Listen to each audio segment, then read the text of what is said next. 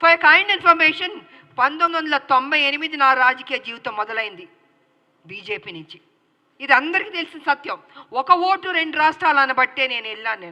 కానీ వాళ్ళు నిలబెట్టుకోలేదు. అందుకే బయటకు వచ్చి తల్లి తెలంగాణ పార్టీ నడిపించాను. నేను ఒక మహిళగా ఆల్మోస్ట్ 4.5 to 5 years నేను ఉద్యమాలు చేశాను. అప్పుడు కేసీఆర్ గారు ఎక్కడున్నారంటే ఆయన టీడీపీలో ఉన్నారు.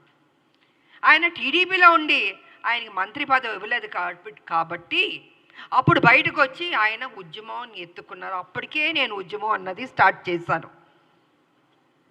ఇది తెలుసుకోవాలండి. కొంచెం వెనక్కి వెళ్ళి, బహుశా అందరికీ తెలుసు కానీ తెలియనట్టు నటిస్తుంటారు.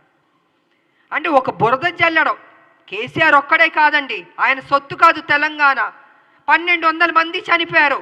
తెలంగాణలో ఎంతోమంది త్యాగం చేశారు, ఎంతోమంది కొట్లాడారు.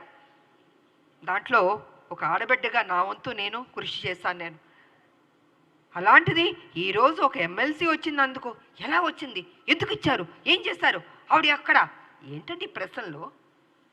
తెలంగాణ పార్లమెంట్లో 2 ఎంపీలు వెళ్ళారు కదా, 2 వెళ్ళినప్పుడు కొట్లాడుతున్నప్పుడు కేసీఆర్ ఎందుకు ఎగ్జిట్ అయిపోయాడండి?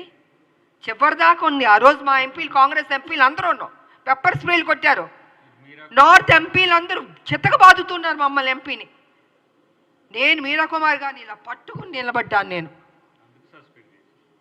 ఇంత చేస్తే ఇదా అండి మీరు మాకు చూపించే కృతజ్ఞత? ఇదా మీ కుట్ర బుద్ధి? అంటే మీకు బడుగు బలహీన వర్గాలంటే నచ్చదు దొర, మీ దొర బుద్ధేతో చూపించుకుంటున్నారు. అందుకే నిన్ను దొర అంటున్నాను నేను. బడుగు బలహీన వర్గాలకి గౌరవం ఇవ్వడం నేర్చుకోండి.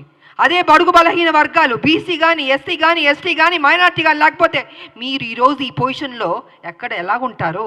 మీరు గతంలో ముఖ్యమంత్రి ఎలా అయ్యారండి? మీ దొరలు ఒక్కళ్ళే వేస్తారా? ఇంతమంది ఓటు వేయబట్టి మీరు ముఖ్యమంత్రి అయ్యారు.